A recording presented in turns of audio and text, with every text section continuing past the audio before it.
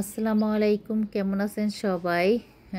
কার্যক্রম দেখে বুঝতে পারছেন যে এটা কোনো বার্থডের একটা অনুষ্ঠান বা কোনো অ্যানিভার্সারি না, এটা আমার ছোট ছেলের বার্থডে ছিল। নিজের হাতেই এই কাগজগুলো কাটিং করে লেখালেখি করলাম, অত ভালো পারি না। এটা ছিল বার্থডের কেক। এটা আমি সম্পূর্ণটাই করেছি, বাট উপরে ডেকোরেশনটা সময়ের অভাবে আমার মেয়েকেই করতে হয়েছিল। এটা আমার চয়েসের একটি কেক, আমার ছেলের জন্য বানিয়েছি। আর এই কেকটিও হচ্ছে আমার ছেলের পছন্দের কেক, সেটা তার বোনকে অর্ডার করেছে। ঠিক এরকম করে মেক করে দিতে হবে, সে এরকম করেই মেক করে দিয়েছে। আসলে বার্থডে বলতেই খুশির একটা বিষয় বাচ্চাদের জন্য বিশেষ করে। আর এই পায়েসটা আমি একজন আমাকে খুব কাছের মানুষ গুড় উপহার দিয়েছিল, সেই গুড় থেকে আমি পায়েসটা করেছিলাম। ঘন গরুর দুধ এবং গুড়টা দিয়ে খুব ভালো একটা পায়েস করেছিলাম, খুব মজা হয়েছিল। আর এখানে আমি কিছু নিজের হাতে রান্না করেছি, এটা পরে বলি কি কি রান্না করেছিলাম। টেবিলটা হচ্ছে সাজিয়ে ফেলেছি। আর এখানে হচ্ছে সেই রুম যে ডেকোরেশন আমার ছেলে করেছে, বাচ্চারা ওর বন্ধুরা মিলে করেছিল।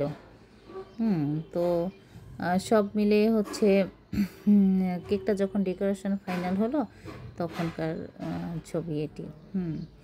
যাই হোক, এখানে হচ্ছে বাচ্চারা সবাই এসেছিল। আমার ছেলে তার ফ্রেন্ডদের ধরে নিয়ে এসেছিলো। আসলে আমার অনুষ্ঠানটা করার কোনো ইচ্ছাই ছিল না, যেহেতু মাদ্রাসা পড়ে। এখন সে তার বন্ধুদের অগ্রিম দাওয়াত দিয়ে রেখেছে, সেটা আমি জানতামই না। আর 7-8 জন বন্ধুদের ধরে নিয়ে আসছিল।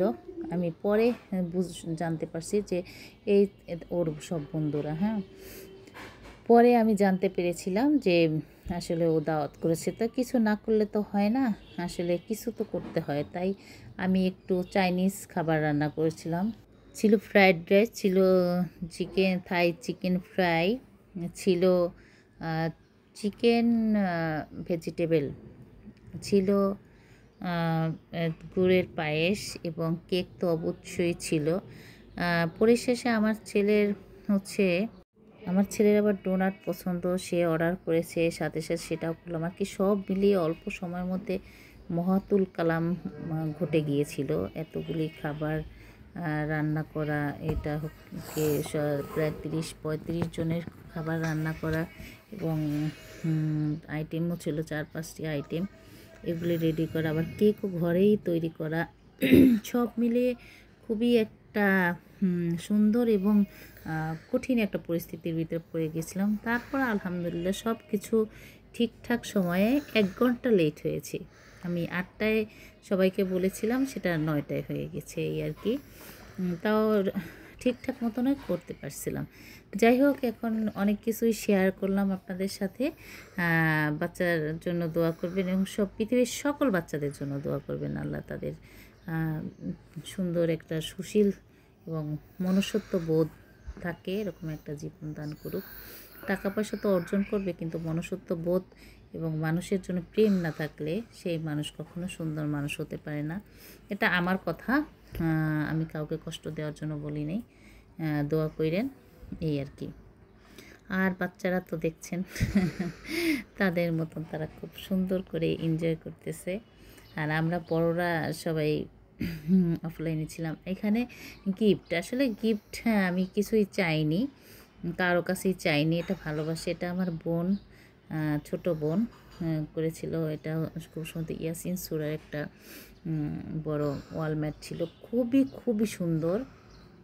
ধন্যবাদ দিই ওকে, আমার বোন লিপিকে। অনেক সুন্দর একটা জিনিস, আসলে টাকা দিয়ে কেনাও সম্ভব না। এটা ছিল একটা টিফিন ক্যারিয়ার, এটা ছিল একটা গাড়ি, তারপর একটা ওয়াটার পট ছিল। তারপর হচ্ছে এখানে আমার ছোটো বোনের মেয়েরা ওকে করে দিয়েছিল হ্যাপি বার্থডে উইশ করার জন্য, বিশেষ করে কাটিং করে দিয়ে। সবাই ভালো থাকবেন, সাবস্ক্রাইব করেন আমার চ্যানেল, আর কমেন্টসে জানিয়ে যান আপনাদের অনুষ্ঠানটা কেমন লাগছে। আসসালামু আলাইকুম।